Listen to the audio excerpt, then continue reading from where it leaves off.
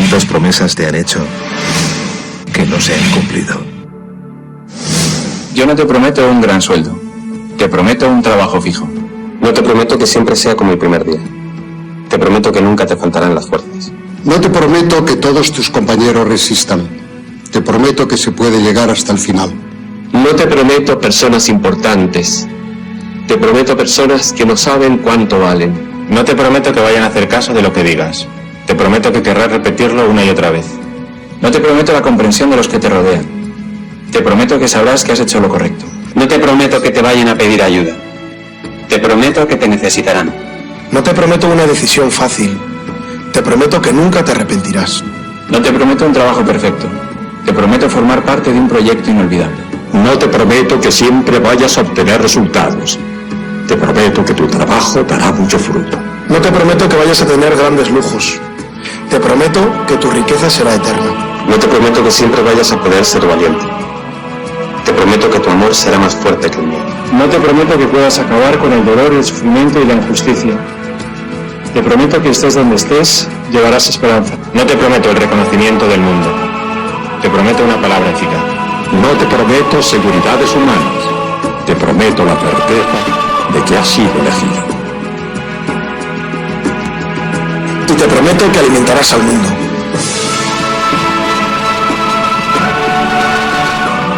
Unirás corazones.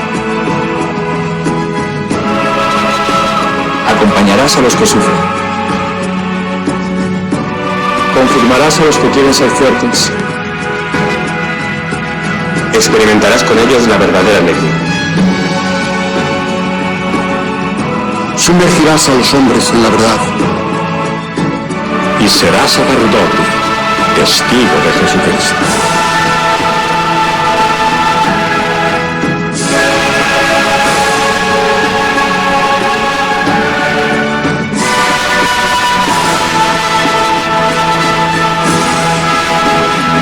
No te prometo una vida de aventuras. Te prometo una vida apasionante.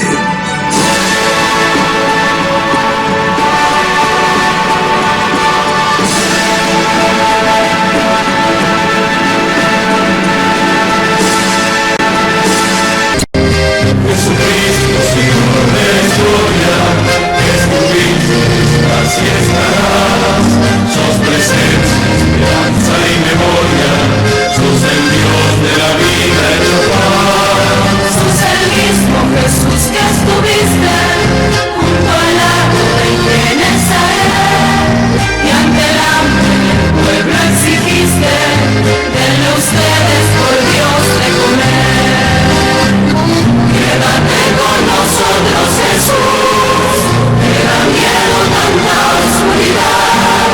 Es posible morirse de hambre en la patria bendita del mar. Quédate con nosotros, Señor, que hace falta un nuevo Emaús. La propuesta será compartir con vos y en tu nombre, Jesús. Primitivo ritual de pastores, que fue el nuevo banquete pascual. Morirán nuestros mayores al Dios vivo de su libertad.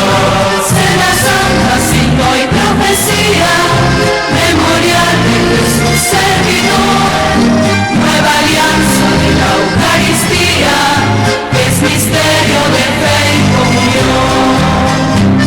Quédate con nosotros, Jesús, que da miedo tanta oscuridad. No es posible morirse de hambre en la patria bendita del pan. Quédate con nosotros, Señor, que hace falta un nuevo Emaús. La propuesta será compartir con vos y en tu nombre, Jesús, Jesús. Invitamos a todos los que están en sus casas, a los que están en los hospitales, a los que están en distintos lugares de internación, que no pueden salir por enfermedad, por debilidad, a los que los cuidan, a los presos, a los monjes y a las monjas de clausura, a que espiritualmente peregrinemos para alcanzar el don de esta indulgencia del año santo 2025. En el nombre del Padre, y del Hijo, y del Espíritu Santo. Amén. Pidamos perdón juntos. Señor, ten piedad. Cristo, ten piedad. Señor, ten piedad. Recemos el credo profesando nuestra fe en Dios en el ámbito de la Iglesia. Creo en Dios Padre Todopoderoso, Creador del cielo y de la tierra, y en Jesucristo, su único Hijo, nuestro Señor, que fue concebido por obra y gracia del Espíritu Santo. Nació de Santa María Virgen, padeció bajo el poder de Poncio Pilato, fue crucificado, muerto y sepultado, descendió a los infiernos, al tercer día resucitó de entre los muertos, subió a los cielos y está sentado a la derecha de Dios Padre Todopoderoso. Desde allí vendrá a juzgar a vivos y a muertos. Creo en el Espíritu Santo, la Santa Iglesia Católica, la comunión de los santos, el perdón de los pecados, la resurrección de la carne y la vida eterna. Amén. Delante de Jesús, mirando a Jesús en el sagrario, le pedimos que venga a nosotros. Señor Jesús, no puedo recibirte ahora con la hostia consagrada, pero te pido que vengas espiritualmente a mi corazón. Jesús, quiero permanecer siempre con vos. Recemos por el Papa y por las intenciones que lleva en su corazón. Padre nuestro que estás en el cielo, santificado sea tu nombre. Venga a nosotros tu reino, hágase tu voluntad en la tierra como en el cielo. Danos hoy nuestro pan de cada día. Perdona nuestras ofensas, como también nosotros perdonamos a los que nos ofenden. No nos dejes caer en la tentación y líbranos del mal. Amén. Y a la Virgen le confiamos nuestra vida, la saludamos, le pedimos que nos siga cuidando para vivir siempre en la esperanza.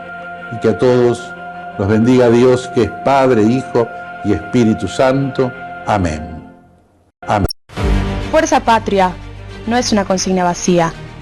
Es lo que somos cuando nos juntamos. Es lo que nace del corazón de la gente que no se rinde. Es la fuerza de los trabajadores que madrugan cada día y enfrentan la crueldad del ajuste, pero siguen adelante. Porque saben que son parte de algo más grande. Es la fuerza de los jubilados, que dieron su vida entera por esta patria y merecen descansar con dignidad. Sin que los caen a palos por reclamar sus jubilaciones. Es la fuerza de las madres que crían solas, que hacen rendir lo que no alcanza y que aún así no resignan la ternura aunque el sistema las deje solas. Es la fuerza de los estudiantes y de sus docentes, que insultados y maltratados siguen apostando al conocimiento como herramienta de libertad, de verdadera libertad.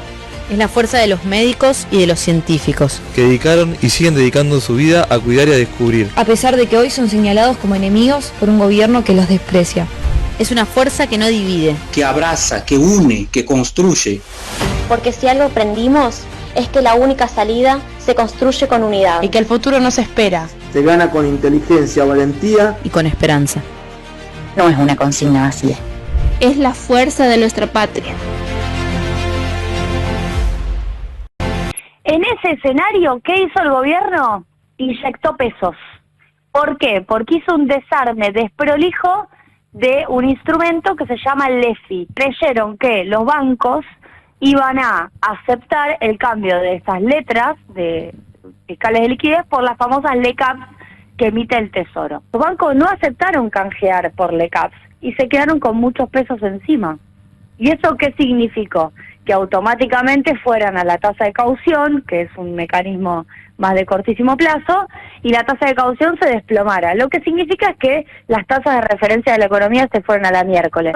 Una tasa mensual del 3,3%, con una inflación que va al 1,6%. O sea, una recontratasa para que los bancos les entreguen los pesos y que esos pesos no vayan a presionar el dólar, que es finalmente la discusión de fondo. La duda entonces que vos manifestás es si llegan o no llegan con este tipo de cambio.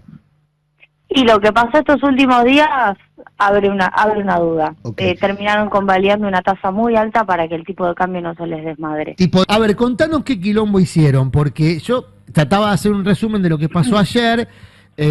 Al final del día la noticia era, por un lado, que el equipo económico convalidaba tasas altísimas, para tratar de enmendar, así se presentó, un error que había cometido, un error entre comillas, que había cometido el propio equipo económico. ¿Lo podés explicar mejor que yo, Julia, vos que tenés esa virtud?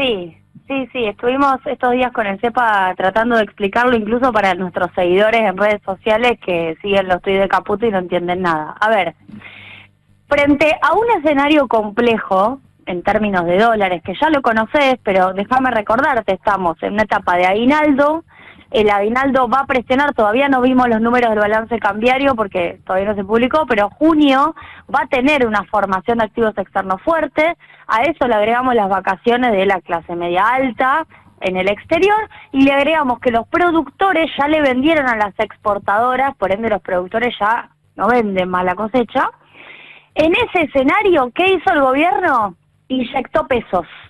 ¿Por qué? Porque hizo un desarme desprolijo de un instrumento que se llama LEFI, Letras Fiscales de Liquidez. ¿Qué es eso? Bueno, es el residual de las famosas LELIX.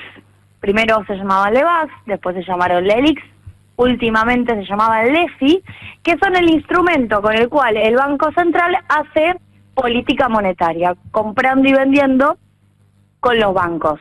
Ellos siempre tuvieron de parte del equipo económico una política de ordenar el balance del Banco Central. En otro programa discutimos qué significa eso más en profundidad, pero lo cierto es que se creyeron que los bancos iban a aceptar el cambio de esas letras de fiscales de liquidez por las famosas LECAPs que emite el Tesoro. ¿Cuál es la diferencia entre una cosa y la otra? Bueno, las LECAPs tienen menos liquidez. Los bancos en el minuto a minuto suelen querer tener la plata líquida y para eso además van al mercado de pasivos remunerados. Los bancos no aceptaron canjear por LECAPs y se quedaron con muchos pesos encima. ¿Y eso qué significó? Que automáticamente fueran a la tasa de caución, que es un mecanismo más de cortísimo plazo, y la tasa de caución se desplomara. Lo que significa es que las tasas de referencia de la economía se fueron a la miércoles. ¿Qué tuvo que hacer el Banco Central? Tuvo que volver a jugar junto con el Tesoro, y en este caso volvieron a intervenir en las tasas. Terminaron convalidando el día de ayer, en la licitación del Tesoro, una tasa mensual del 3,3%, con una inflación que va al 1,6%. O sea, una recontratasa para que los bancos les entreguen los pesos y que esos pesos no vayan a presionar el dólar, que es finalmente la discusión de fondo. Ahora, Julia, la mamá de Lu, mi abuela, solían decir que piensa mal y acertarás. Con este equipo económico es imposible no sospechar que detrás de todos estos movimientos hay alguien cercano al equipo económico o que haya sido cliente, incluso como ya pasó en algún momento con el propio Bausili, ¿no? Que benefició a clientes en los tiempos de Mauricio Macri de manera explícita, que no haya gente que se esté beneficiando con estos movimientos, gente poquitos, pero bien informados. ¿Es pensar mal? A ver, yo lo veo como una disputa, una vieja disputa, pero que se reedita y que toma otro color porque evidentemente no le creen al gobierno, entre los bancos y el gobierno y el Tesoro, ¿no? Después podemos individualizar algunos bancos, y Caputo ya los está puteando por otras razones, hoy se quejaba a la mañana de que hacía muchos formularios. Los bancos en general, bueno, son prestamistas y son financistas del Tesoro. Y siempre le piden más tasa al gobierno. Cuando creen que la política económica va más o menos encaminada, los bancos se ordenan. Cuando desconfían, y acá aparecen los problemas de la macro, desconfían de que el gobierno pueda sostener el tipo de cambio, desconfían de que el gobierno pueda sostener una tasa de referencia, bueno, van y le piden cualquier cosa para darle los pesos para financiarlo con las famosas LECAPs. Ahora, eso fue lo que pasó. Ok, ayer me decían también, porque justo ayer el Banco Nación salió a comunicar un crédito a tasa fija para compra de 0 kilómetros o de usados, para clientes y no clientes del Banco Nación, eso es lo que más llamó la atención. Ahora, evidentemente el gobierno está poniendo en marcha un plan tradicional de gobierno en campaña, es decir, tratar de estimular la demanda con créditos públicos, con más dinero en circulación. todo aquello que el propio Milei demonizó a lo largo de estos 2 años. Por eso ayer se hablaba mucho del plan masismo austríaco en curso. Porque bueno, en algún punto se parece también a la etapa de Sergio Massa como ministro de Economía, por razones distintas, no importa, más allá de las consideraciones particulares. Lo que digo es, vos ves por delante un gobierno interesado en hacer aquello que demonizó, tratar de estimular la demanda, y a los bancos pidiendo más tasa de interés para poner la plata en el mercado. A ver, lo que yo veo es una contradicción que nosotros tenemos de nuestro espacio político con las políticas de fondo del gobierno. Eso está claro. El gobierno se financia con el FMI, tiene un tipo de cambio que es ficticio, es de ciencia ficción este tipo de cambio. Sí. Ahora, después, el gobierno te hiperideologiza los instrumentos de la política económica, las herramientas. ¿Viste? Ellos, no, está mal comprar reservas. Está mal intervenir en la tasa tiene que ser endógena. Y de repente nos encontramos que las últimas 2 semanas, ahora quieren comprar reservas. No me importa si lo hacen con el Tesoro o con el Central, quieren comprar reservas. Ahora intervienen en la tasa, por ende no es endógena, y encima vendieron una millonada, $1.000 millones de dólar futuro. Entonces, pará, no solo tenemos un problema con la cuestión de fondo del gobierno, sino con que hiperideologizaron, estigmatizaron instrumentos de política económica que son necesarios en cualquier gobierno, porque los condenaron a que eran instrumentos del kirchnerismo y finalmente los están usando, porque cualquiera que se precie de administrar la política económica en Argentina y que conozca... Ay, se cortó justo. Bueno, pero me parece que hay un elemento ahí central para entender, porque al final del camino queríamos tratar de llevar esto que estamos hablando de la macroeconomía a la economía de bolsillo y cómo puede impactar en la economía de bolsillo, maridado con un escenario electoral que al gobierno le resulta muy relevante. El gobierno necesita ganar las elecciones, sobre todo en la provincia de Buenos Aires, en octubre. Con Julia. Julia, ahí retomamos contacto. ¿Cómo estás? Acá estoy, se cortó. Bueno, no, quería para cerrar que traduzcas a efectos de bolsillo esto que estamos conversando. ¿Cómo puede impactar todo esto en el bolsillo del consumidor, de la consumidora, del argentino y argentina de a pie? Yo creo que si el gobierno no logra ordenar la tasa, va a haber una suba de tasas, digo, es lo que estamos viendo, pero después hay que ver en el mercado crediticio cómo eso se traslada. Lo más concreto que va a pasar es que más tarde y más temprano el tipo de cambio no se va a poder sostener a este nivel. Eso es lo que va a pasar. ¿Cuántos contratos de dólar futuro más van a emitir? ¿Cuánto tiempo más van a tener el tipo de cambio así de planchado? Ya sabemos que hasta octubre es una fecha que ellos mismos se propusieron, y que después de octubre yo diría que eso va a pasar. No sé si no va a pasar antes, si no lo logran contener. La duda entonces que vos manifestás es si llegan o no llegan con este tipo de cambio. Y lo que pasó estos últimos días abre una duda. Okay. Terminaron convalidando una tasa muy alta para que el tipo de cambio no se les desmadre. Tipo de cambio que en Argentina suele tener un efecto en la inflación, ¿no? Por eso claro, estamos hablando de la inflación. Estamos hablando del dólar y estamos hablando de la inflación. Claro. A ver, la amenaza de Fantino. La volatilidad. Al que se iba a Bucios. Sí. Cuando le dice, vos te sacaste un pasaje a Bucios, sí, fíjate, no sé si... Bueno, Fantino repitió lo que le dijo Caputo. ¿Y Caputo qué le dijo? Bueno, si nosotros perdemos el superávit fiscal y nos dejan de creer, porque finalmente hay un problema de credibilidad de los actores del mercado, de los bancos y del resto de los actores...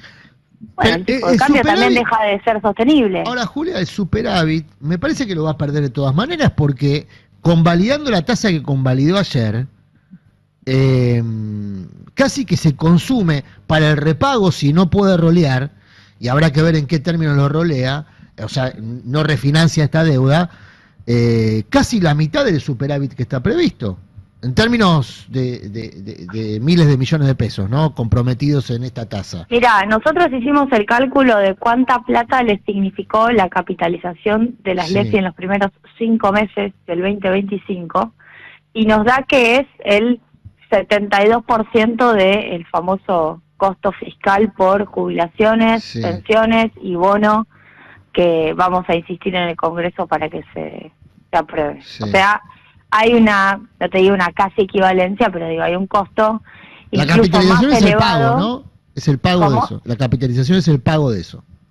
Claro, en realidad la capitalización, le decimos capitalización porque lo que tienen estos instrumentos es que capitalizan intereses. Los Claro. intereses se acumulan sobre el capital, por eso se llama capitalización.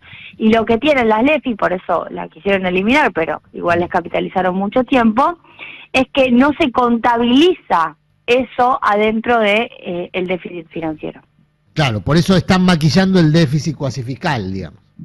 Exactamente. No es cuasi fiscal, porque el cuasi fiscal son los remunerados, pero sí es un déficit que no está contado, como se llama, arriba de la línea. Claro. Y eso es lo que muchas veces le denunciamos en el Congreso.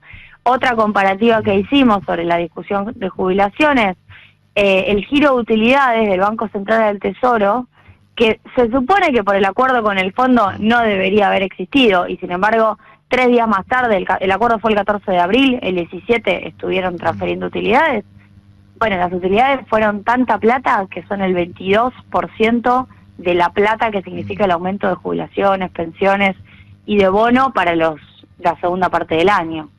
O sea que eso fue sí emisión monetaria, ese fue un hito de emisión monetaria. Julia, gracias por esta comunicación. Gracias por esta... Pero lo cierto es que quienes verdaderamente la pagan somos nosotros, los efectivos que no llegamos a fin de mes, que no vemos mejoras, que somos descartados y silenciados. No estamos bien, señor presidente, dice uno de los que está viendo acá, cualquiera de ellos puede ser. Estamos cansados, decepcionados y al límite. Señor presidente, señora ministra, esta situación no es sostenible. No se puede pedir compromiso, sacrificio y vocación cuando no se garantiza lo mínimo. Un salario digno, condiciones humanas de trabajo y un trato justo. Esta carta es de un oficial, de la Fuerza de Seguridad, que puede ser cualquiera de ellos. Puede ser un policía, un gendarme, nosotros sabemos quién es. Puede ser un gendarme, un prefecto. Quiero compartir con ustedes un poquito, perdón, quiero compartir con ustedes un poquito de esta carta, porque me parece que vale la pena conocer qué piensan del otro lado, porque nosotros los vemos y nos calentamos y nos enojamos. No los quiero humanizar con esto, no quiero perdonarles la vida, quiero nada más que entender un poco qué hay también del otro lado. En la carta dicen esto: los sueldos actuales son absolutamente insuficientes. Un agente que recién ingresa percibe alrededor de 700.000 pesos, 700 lucas. Y un suboficial con más de 20 años de servicio cobra aproximadamente 1 millón de pesos. Mientras tanto, dice quien escribió esta carta, que representa a muchos de la fuerza, mientras tanto un alquiler en la ciudad de Buenos Aires ronda entre los 500 y los 800.000 pesos. El que más gana, gana un palo. Esto deja a la gran mayoría del personal sin capacidad para cubrir otros gastos básicos como alimentación, transporte, vestimenta o útiles para los chicos. Debemos callarnos, aguantarnos o arriesgarnos a ser sancionados o dados de baja. Nuestra voz no se escucha porque el sistema nos impide alzarla. Es injusto y profundamente frustrante ver que otros sectores logran mejoras salariales a través del reclamo y la presión social, mientras nosotros debemos seguir cumpliendo funciones de riesgo sin condiciones dignas ni derechos al reclamo. Por si esto fuera poco, la cúpula de nuestras instituciones, jefes y altos mandos, perciben sueldos que oscilan entre los 5 y los 10 millones de pesos. 5 y 10 millones de pesos. Muy lejos de la realidad del personal subalterno, que son los que están ahí, que tienen que poner el cuerpo. Por si esto fuera, bueno, nos duele además que se nos envíe a reprimir manifestaciones de jubilados o trabajadores que reclaman por las mismas necesidades que nosotros. Nos duele porque entendemos el sufrimiento, porque también nos falta para llegar a fin de mes, porque nuestros hijos también tienen hambre, porque también nos falta para pagar el alquiler, y mientras cumplimos con nuestra función debemos reprimir a quienes luchan por lo mismo que nosotros no podemos ni siquiera expresar. Pero lo cierto es que quienes verdaderamente la pagan somos nosotros, los efectivos que no llegamos a fin de mes, que no vemos mejoras, que somos descartados y silenciados. No estamos bien, señor presidente, dice uno de los que está viendo acá, cualquiera de ellos puede ser. Estamos cansados, decepcionados y al límite.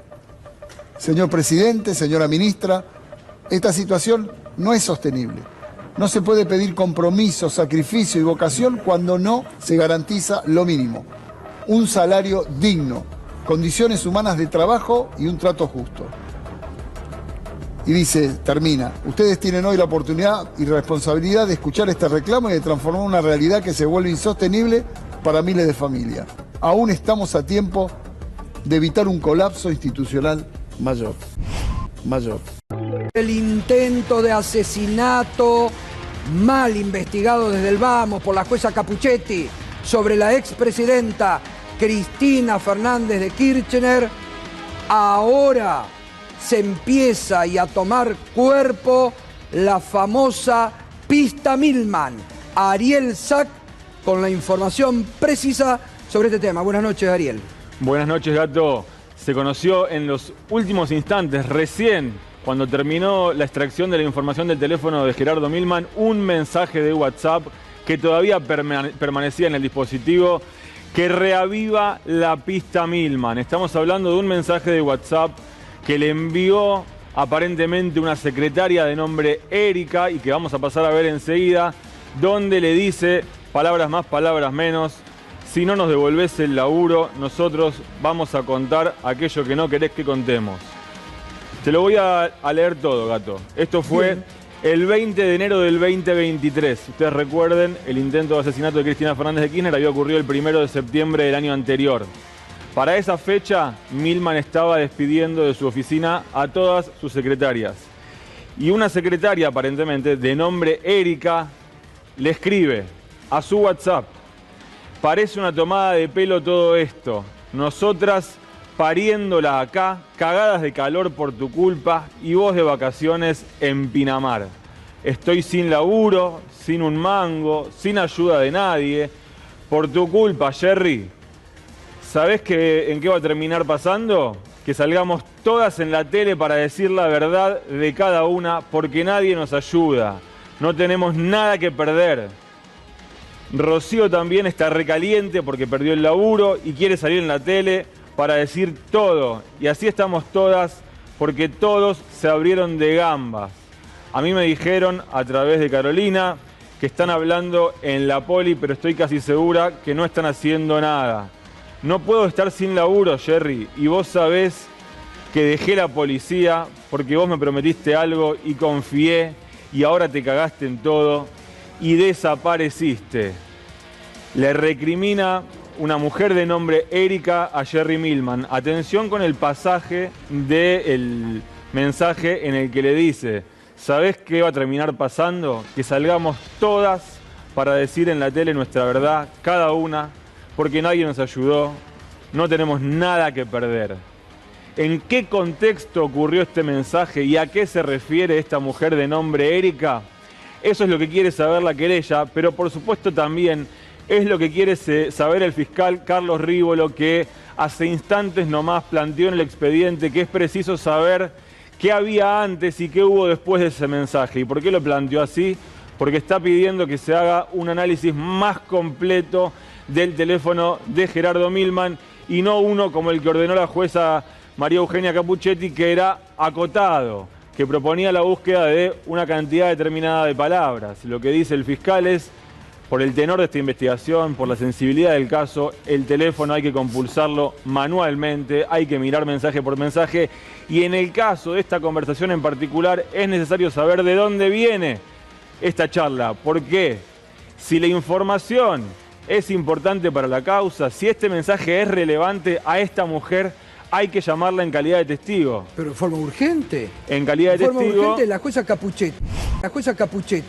La que ha sido esta medida cautelar que ha sido aceptada por la justicia federal, que suspendió el decreto que disolvía Vialidad Nacional. Nosotros estamos en contacto con Raúl Mesa, que es secretario general del Sindicato de Vialidad Nacional aquí en la provincia de Entre Ríos, justamente para consultarlo qué implica y qué opina de esta resolución judicial. Muy buen mediodía, ¿cómo le va? Hola, buenas tardes. Buenas tardes. Sí, la medida que nos encontramos hoy, que fue planteada por el organismo, por el gremio, antes de que saliera la cautelar, era esto de no innovar, una medida cautelar en la que le impide al decreto, a este decreto nefasto de la destrucción del organismo, de no accionar, pero esto no significa que está definido acá, sino que tenemos 6 meses de lucha en donde nos hemos planteado en seguir visibilizando y lo que significa el cierre del organismo para todos los argentinos, ¿no? Por supuesto. ¿Y qué implica este fallo en este momento? Justamente lo señalaba usted, Mesa, impulsado por el sindicato que usted representa también.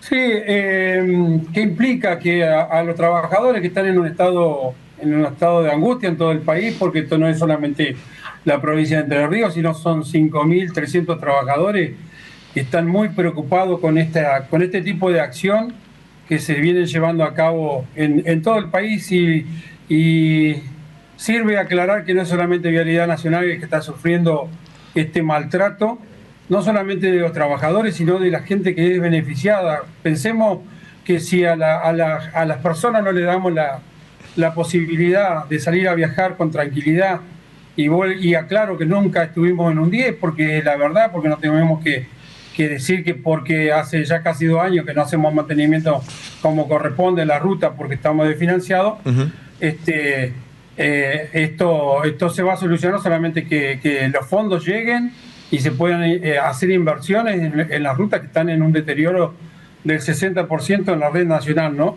Pero no solamente eso, no me quiero quedar sin poder expresar. Sí. Nosotros tenemos la posibilidad de llevar adelante una reunión entre sindicatos, lo llamaría de esa forma, fue espontánea porque ya los organismos no resisten más a este tipo de situación. Pasa con la educación, pasa con la salud.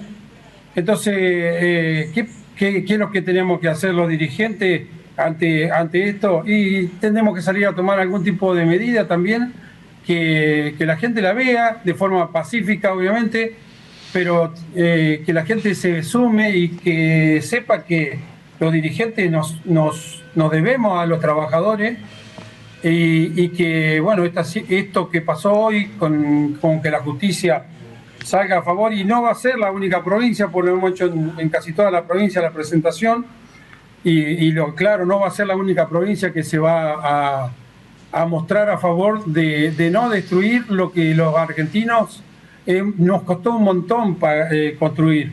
Porque no solamente la ruta lo que tiene que ver con la infraestructura, sino también ahí estoy viendo imágenes del edificio que tenemos aquí en Paraná, y así tenemos en todas las provincias. Y en el recorrido de la ruta, lo decía hace unos días, que tenemos campamentos estratégicamente desplazados, y que esto pasaría a disposición en este decreto a un negocio inmobiliario que ya sabemos cómo termina, y que después son elementos que no los volvemos a recuperar nunca más los argentinos. Mesa, bueno, lo decíamos, esta medida cautelar que ha tomado la justicia en este marco, justamente suspendiendo el DNU, es impulsada por el sindicato, un sindicato que tiene en el corto plazo, ¿qué iniciativas? ¿Seguir en alerta? ¿Qué es los pasos a seguir por parte del sindicato? Esto de hoy, de la medida de no innovar, no es más que oxígeno para seguir en la lucha, no es que esto cambió todo el panorama, son 6 meses en donde el Estado Nacional no va a poder avanzar con lo que dice el decreto 461, y esto nos permite a nosotros también desarrollar nuestro plan de lucha, que la lucha, vuelvo a decir, es transmitiéndole al ciudadano común, al de a pie, realmente al de a pie, el que tiene que ir por nuestra ruta, que es el perjudicado de una medida como la que quieren tomar. Y cuando dicen sobredimensionado, y que lo dice el ministro que está al frente de esto y es muy orgulloso de dejar trabajadores en la calle, contarle a la gente que la sobredimensión que se habla, y lo recalco siempre, en cada provincia hay entre 150 y 200 trabajadores para mantener de 1.100 a 2.000 a 2.000 kilómetros en la red de cada provincia. Así que bueno, seguiremos en la lucha. Hemos notado un cambio en estos días, que es un poco más de una semana, hemos notado un cambio enorme también en el ciudadano común, que se ha acercado, que nos dice no es una locura que este organismo cierre, pero muchos, es increíble, y la notoriedad que ha tomado en el país y la preocupación de los distintos sectores políticos, porque por ahí hablamos y decimos muy livianamente, Vialidad está lleno de ñoqui y esto. Yo le digo a los argentinos, si Vialidad no está, nadie va a hacer las tareas que hacemos nosotros, porque no dejamos, porque el tramo tenga una frecuencia de 2.000 vehículos por día, 3.000 o 20.000, lo atendemos de la misma forma. Por supuesto. Y eso no pasa en la versión que está manejando, como nos quieren convencer o quieren convencer a los argentinos, porque las empresas privadas están muy bien que estén presentes, porque son las que hacen las tareas de reconstrucción del asfalto, hacen las tareas más importantes, el movimiento de suelo es enorme, y nosotros no estamos en contra de los trabajadores del Estado, no estamos en contra de los privados, y lo queremos aclarar, pero sí estamos en contra de que a los trabajadores del Estado permanentemente nos traten de vagos, de ñoqui, y ahora último nos bautizaron de corruptos a los trabajadores, que no somos los que definimos en dónde se invierte, dónde no se invierte. Por supuesto. Los que definen esto son el Poder Ejecutivo, y que nos está dejando en permanente orsay porque no nos mandan fondos. Así que es imposible llevar, yo le pregunto a cualquier sector, si no recibe sus elementos básicos, cómo lleva una tarea digna adelante. Claro, está clara la situación. Raúl Mesa, muchas gracias por su tiempo. Queríamos conocer justamente su testimonio respecto de esta situación que se ha dado en la jornada de hoy. Muy amable. Muchísimas gracias a ustedes. Como digo, siempre agradecerle al periodismo de la provincia de Entre Ríos, que muestra y está al lado de la gente, del ciudadano de a pie y del trabajador. Así que muy agradecido. Por nada, a disposición. Muchas gracias. Muchas gracias. Gracias. Es defender lo que están destruyendo, que es todo lo que es común, todo lo que es público, y además todo lo que funciona mejor que los privados. Porque el Garrahan funciona mejor que los privados, la UBA funciona mejor que los privados, el CONICET funciona mejor que los privados, y por eso lo quieren destruir los ejemplos. Y yo, como hijo de médica, hermano de médica, paciente de médicos, admirador del trabajo de las instrumentistas, las enfermeras, paciente de una enfermedad poco frecuente además, que están destruyendo eso. Yo tengo bombilla, ¿verdad?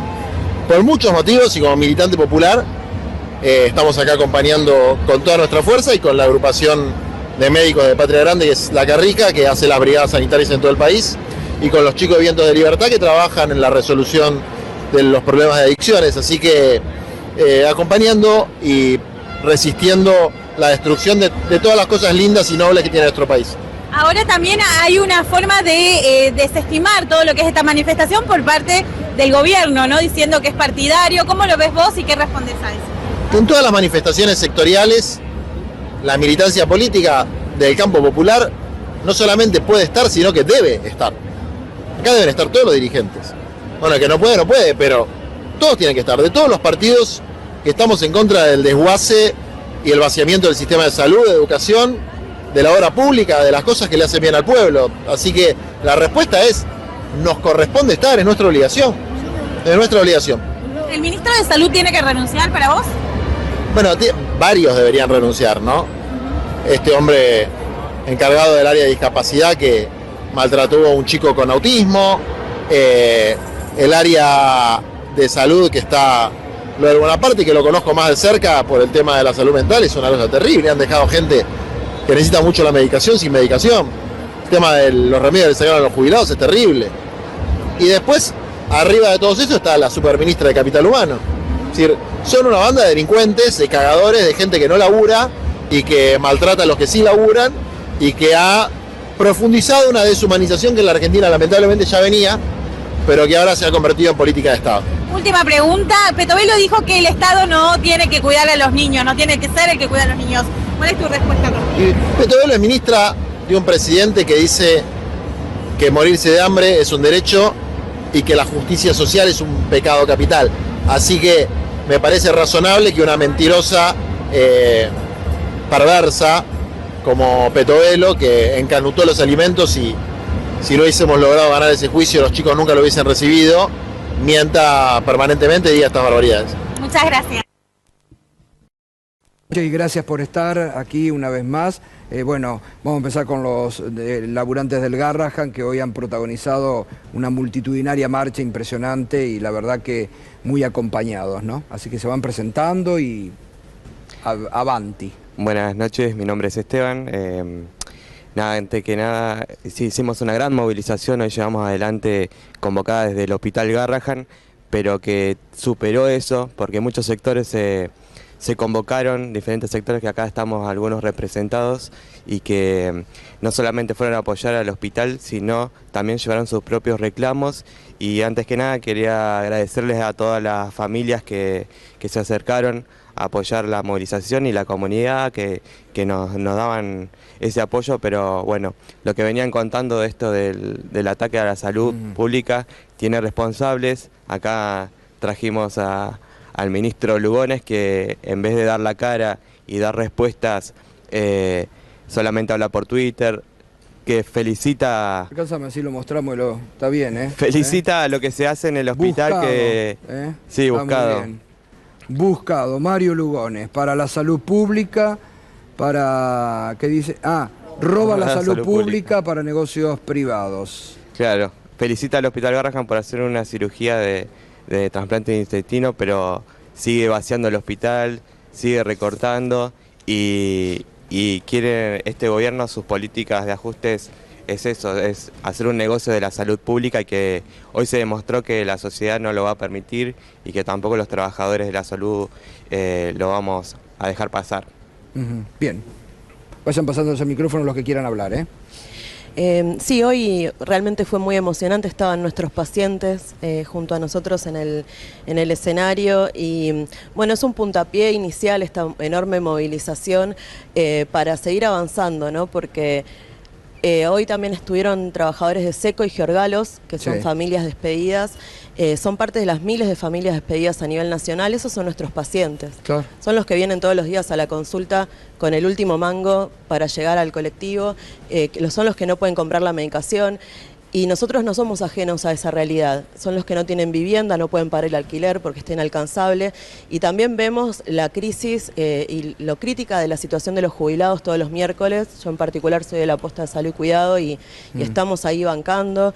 Entonces nosotros tenemos esos tiempos, es urgente. Luchar es ahora porque necesitamos frenar esta situación y derrotar el ajuste del gobierno y del ministro Lugones.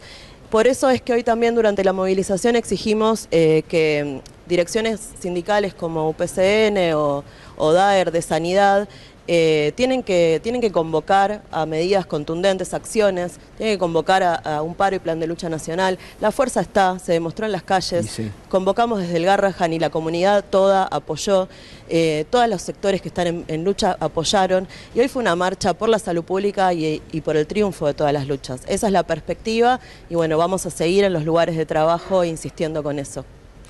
Gracias, ¿Quién más quiere hablar? Hola, buenas noches. Soy el doctor Mauro García. Soy el jefe de una de las 5 unidades de terapia intensiva del Hospital Garrahan. Y como decían ellos, la verdad que hoy fue emocionante e importante ver a tanta gente apoyar esta excelencia que tiene 38 años. Pero yo venía pensando, y un poco lo dijo él, de por qué el ataque a un lugar como este. Y creo que va de la mano de esto, que el Garrahan tiene tanto nivel que se expresa con lo que hemos visto, las operaciones, que hasta pone la vara muy alta para otros. Entonces por ahí, y está esto de, por un lado nos felicitan, pero por otro lado, a un médico que va a cuidar a uno de estos trasplantes o a los médicos de la NEO que por ejemplo hicieron nacer ese bebé, 9.000 pesos la hora. Entonces me parece que hay una dicotomía ahí y creo que va de la mano de eso, de como somos excelentes, profesionales, y nos ajustamos a todo lo que ellos dicen que no tenemos, bueno, de alguna forma tienen que decirlo. ¿Y hoy cómo está la situación? El día a día. ¿Con qué elementos? ¿Cómo está hoy la estructura? Mira, ¿no? Hoy me preguntaban logística. esto. A ver, la cuestión respecto a elementos que tengamos para tener se ha ido resintiendo, por ahí a veces hay demora en la compra, en las licitaciones, hay que ver nutriciones parenterales, por ejemplo, el hospital, el área de farmacia ahorra un montón en nutriciones parenterales que afuera saldrían carísimas, pero bueno, se rompió la máquina, hubo que salir afuera a comprar. Claro. Pero yo vuelvo a lo mismo, eso es súper importante, pero yo puedo tener las mejores máquinas, los mejores monitores, los respiradores, pero si yo no tengo el personal que tiene que atender, y que claramente soy médico, pero no solo somos los médicos, sino todo un conjunto de personas que hacen mover eso, vamos a tener lo mejor, pero es como tener un avión sin tripulantes. Entonces, totalmente. Eso, claro. Esta nave, claro. Se ríen a veces, yo le digo la nave insignia, sí. No va a poder seguir funcionando. En el aire, totalmente. ¿Quién quiere? Ah, bueno. Bueno, habla así. Bueno, gracias por darnos este espacio. Mi nombre es Franco Capone, yo soy médico residente del Hospital Pena de Capital. Hoy también movilizamos, hicimos una asamblea ahí en la Plaza Congreso. Estamos hace más o menos 7 semanas reclamándole a Jorge Macri y al ministro de Salud de Capital, Quirós, que nos dé una recomposición salarial por todo lo que fue perdiendo nuestro salario. Si bien nosotros no somos afectados directamente por lo que contabas vos, Nora, muy bien, con mucho detalle de las residencias, sabemos que empiezan por las residencias nacionales, pero que terminan afectando a lo largo y ancho del país. Eso nos preocupa realmente mucho, y solamente quería agregar una cosa a lo que dijo Nora, porque realmente lo explicó como una residente más nuestra, así que gracias, que es que aumenta la jornada laboral.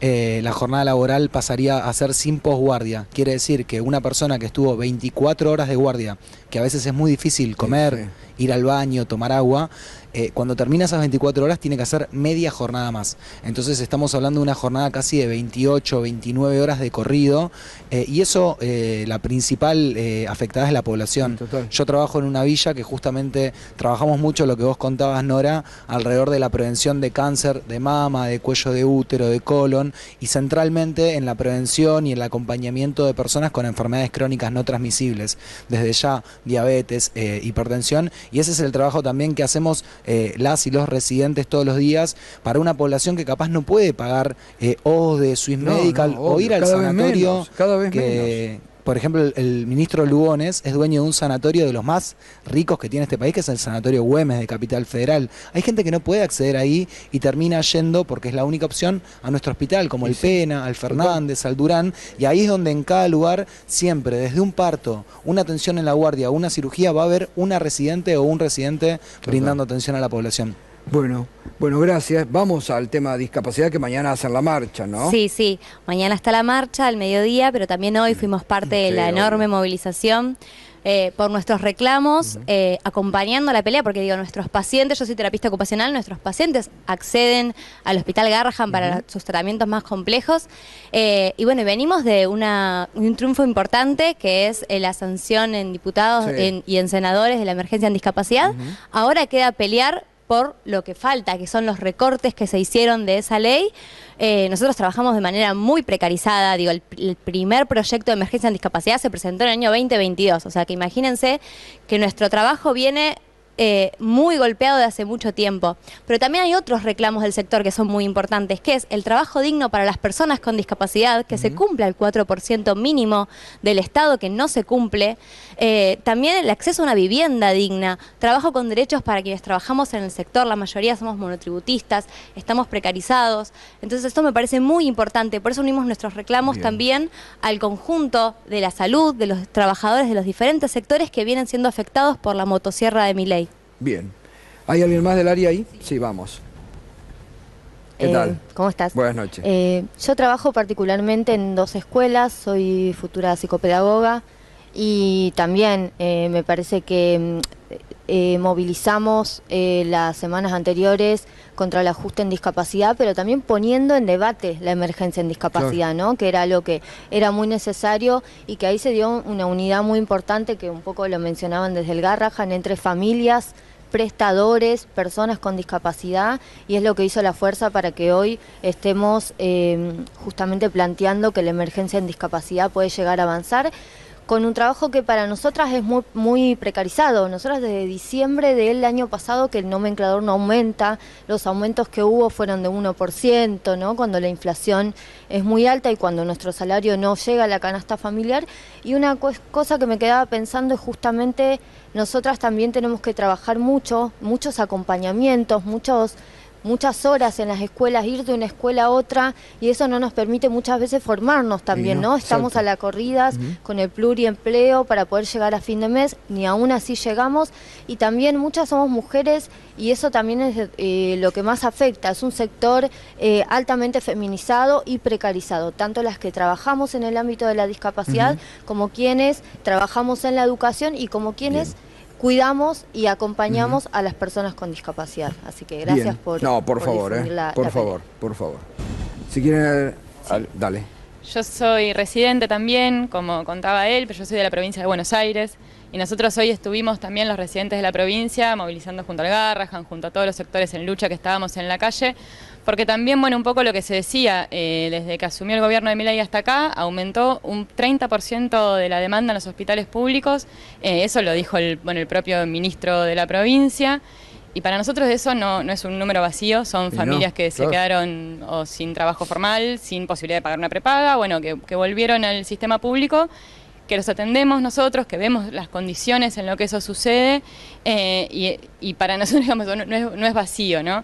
Y la lucha del Garrahan también nos impulsó a levantar nuestras propias demandas, porque también hay que decirlo, en la provincia los residentes también peleamos por nuestra continuidad laboral, por nuestros salarios, y particularmente también tenemos también 20.000 becados en la provincia, sabemos lo que son las becas, peleamos por su pase a planta, por eso estuvimos hoy en la calle también. Bárbaro, muy bien, acompañando y solidaridad, que es fundamental.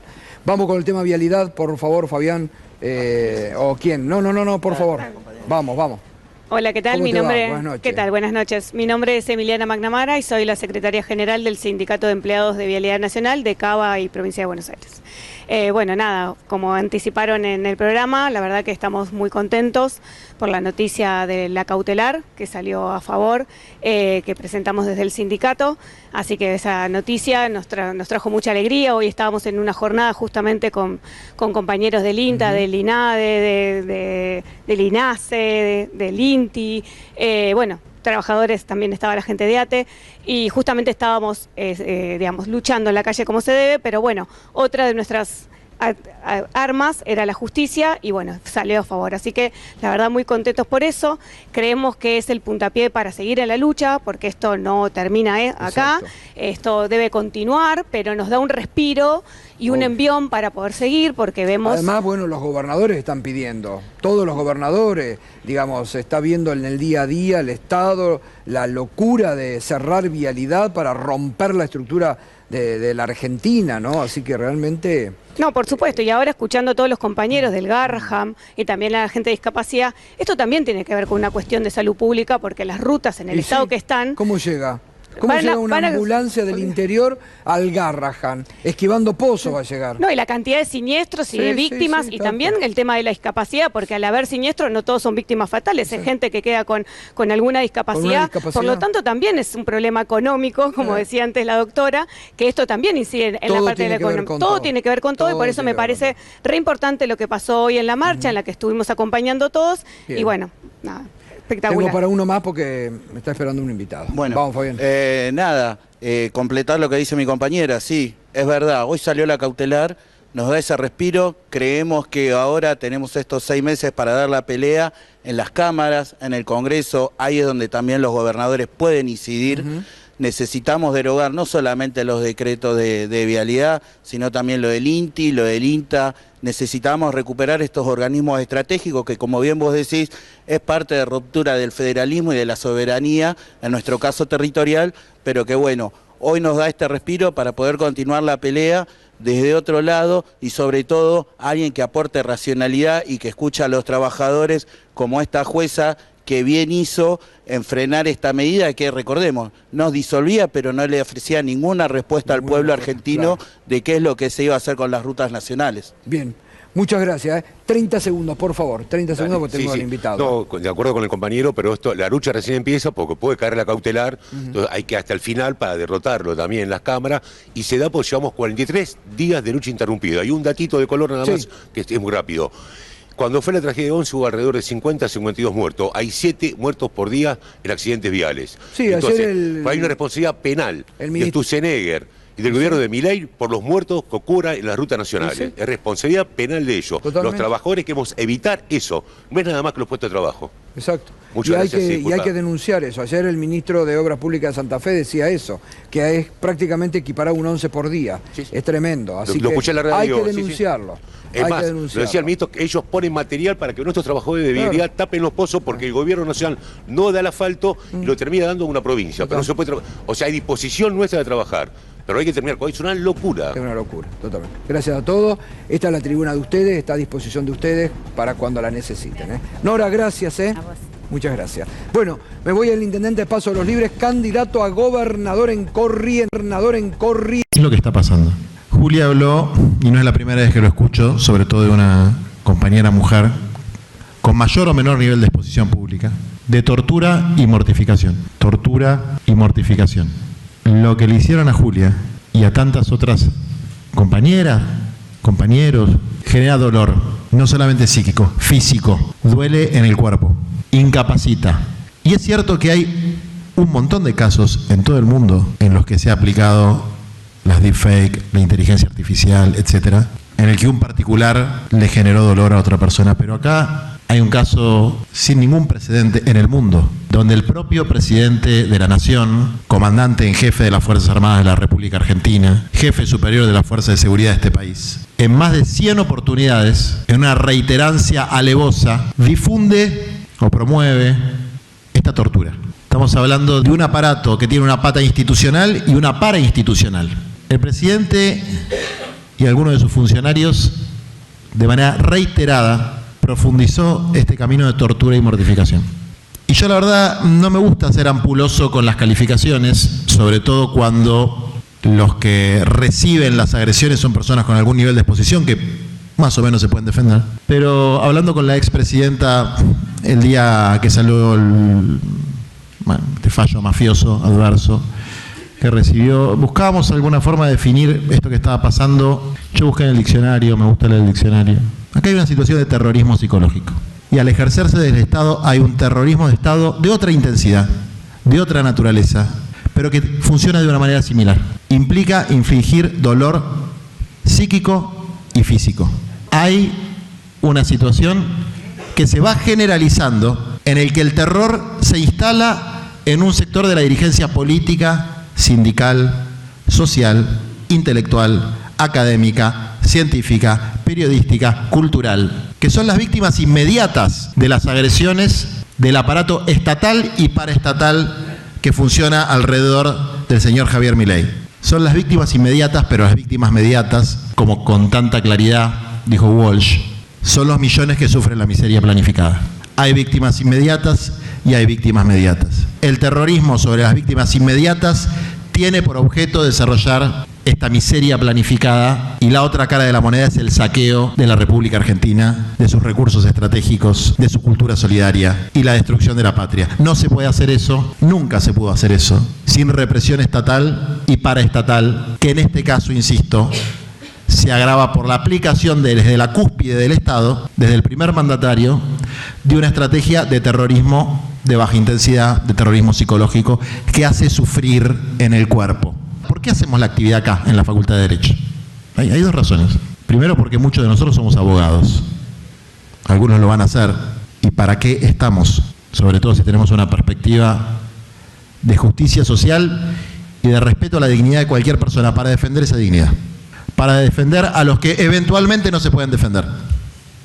Y en una situación de esta sistematicidad de la aplicación del dolor sobre Julia, Julia no se puede defender sola. Nos necesita a todos nosotros. Nosotros estamos acá por juicio y castigo.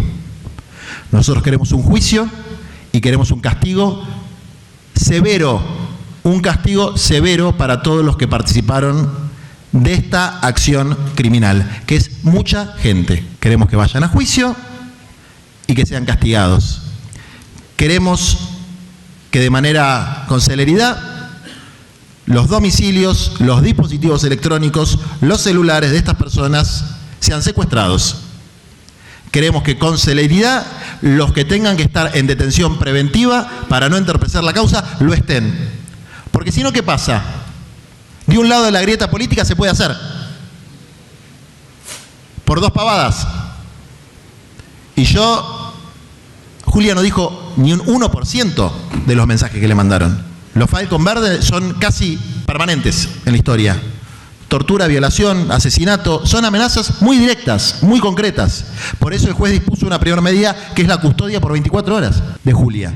El juez Mirabelli está al lado del de Arroyo Salgado, así que por ahí recibe esa energía de celeridad y empieza a detener gente y a secuestrar teléfonos.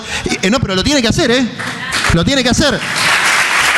Los sectores concentrados del poder económico, cuando quieren que salgan sus fallos, ejercen la presión de una manera brutal y les va bárbaro. Y resulta que cuando la víctima de contundentes amenazas, terribles amenazas de muerte, y de un ejercicio terrible del dolor sobre su psiquis y sobre su cuerpo, se encuentra en una situación de estas características, aparecen las garantías procesales. Eso no lo podemos aceptar. Muy bien, dispuso la custodia, extraordinario. Que empiece a secuestrar teléfonos, que empiece a secuestrar computadoras, porque hay muchos de los actores que están identificados. Hay un par que tienen fueros, el resto no. El resto no tiene fueros. Y esto nosotros tenemos absolutamente probado que fue planificado y aplicado con sistematicidad y seguramente aplicando los grupos de WhatsApp, la forma que se comunica todo el mundo, bueno, en este caso para ejercer un delito grave sobre Julia. La víctima puede llorar. Los abogados no estamos para llorar. Estamos para ganar. Y ganar es que sean condenados todos los responsables. No estamos tampoco, en este caso particular, y en los casos que nos toca ejercer la profesión, para hacer didáctica política. Eso por ahí lo hacemos después. Por ahí lo hacemos en la facultad. Estamos para ganar los casos. El general Perón entendió algo del ser humano, sobre todo de determinado tipo de ser humano, que es cuál es su víscera más sensible: el bolsillo. El que las hace la espada quiere decir que van a estar presos, algunos sí, pero van a tener que poner mucha guita, y eso les duele un montón. Van a tener que poner mucha guita para reparar el daño que hicieron. Tenemos otros casos que están o elevados a juicio o con condena. Es decir, estamos hablando de gente que mandó un mensajito como el que recibió Julia, pero esto tiene otra dimensión. El que retuiteó los mensajitos fue el presidente. El que promovió los mensajitos, que se convirtieron en amenazas directas al celular de Julia, porque se intensificaron y se multiplicaron después de los tweets del presidente. No es que Julia andaba recibiendo 5 amenazas por día, no, después de los tweets del presidente. Bueno, tenemos al señor presidente en una situación para nosotros compleja, porque tiene sus fueros presidenciales, que desde luego nosotros consideramos que este es uno de los casos que ponen de manifiesto una inhabilidad sobreviniente por la cual ese señor no puede ser más presidente de la nación, tiene que tener un juicio político y hay que sacarlo a través de los mecanismos que nos da la Constitución. Este caso es una de las causales de destitución del presidente que nosotros estamos promoviendo como parte de la lucha por justicia, por Julia y por los millones que sufren la miseria planificada. Hay una situación concreta donde hay mucha gente involucrada, gente que tiene que pagar lo que hizo, y una de esas personas es el presidente de la República Argentina. Ese señor no está ejerciendo su cargo conforme a la Constitución y las leyes. Ese señor está ejerciendo su cargo de una manera criminal. Y esos crímenes de Estado que está cometiendo cotidianamente están siendo naturalizados por todos nosotros. Hay un acostumbramiento y una insensibilización que es parte de la estrategia de deshumanización de una parte de nuestro pueblo y de nosotros mismos, que no asumimos la gravedad de las situaciones que estamos viviendo y que no asumimos que no corresponde con el orden normativo de la República Argentina que ese señor sigue ejerciendo el cargo. No puede seguir ejerciendo el cargo alguien que ha perdido la habilidad moral para ejercerlo. Ese no es un juicio penal, es un juicio político. La política tendrá que hacer su trabajo. Nosotros como abogados nos vamos a encargar de la responsabilidad penal y civil. Les aseguro a todos y a todas, y sobre todo a vos, Julia, que lo van a pagar muy, pero muy caro, y se van a arrepentir toda la vida de cada uno de los crímenes que están cometiendo. Muchas gracias.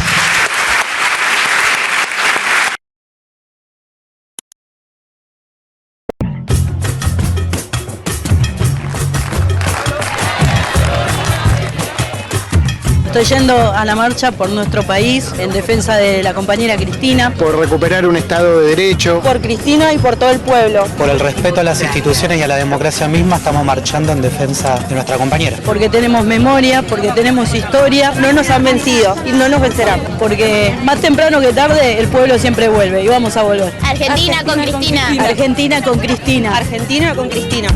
¡Argentina! ¡Argentina! ¡Argentina!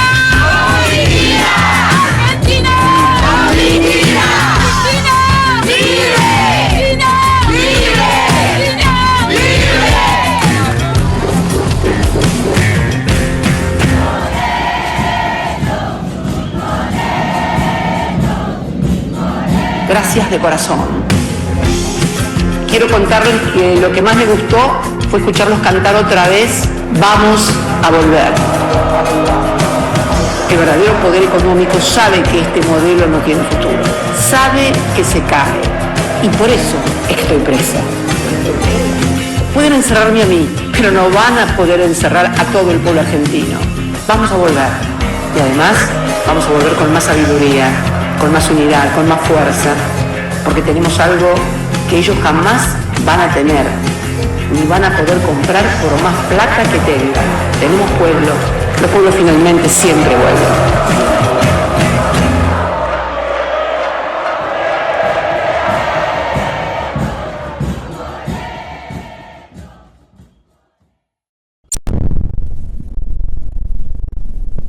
Pueblo que escucha, únete a la lucha.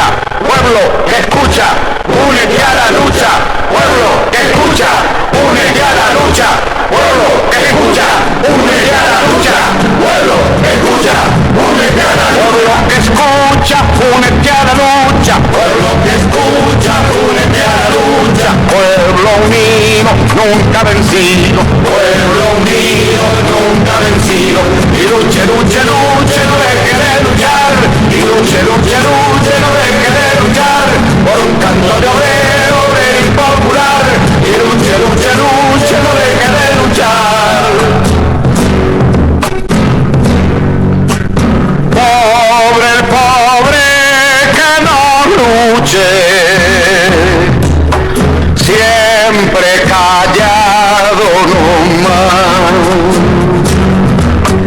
Le han de robar su guitarra, nunca más ha de cantar. Y luche, luche, luche, no deje de luchar. Y luche, luche, luche, no deje de luchar. Por un canto de obrero, obrero y popular. Y luche, luche, luche, no deje de luchar. Pueblo que escucha, une cosas tiene mi pueblo que no las puedo callar. Cualquiera viene y le ofende y el calladito nomás. Pero guarda al que trampea, pero guarda al que le miente, porque mi pueblo no es tonto, porque mi pueblo es valiente, porque mi pueblo algún día cuando la sangre reviente habrá de salir cantando con un fusil en la frente. Y entonces no habrá más niños durmiendo bajo los puentes, ni obreros, ni campesinos, siempre apretando los dientes, porque mi pueblo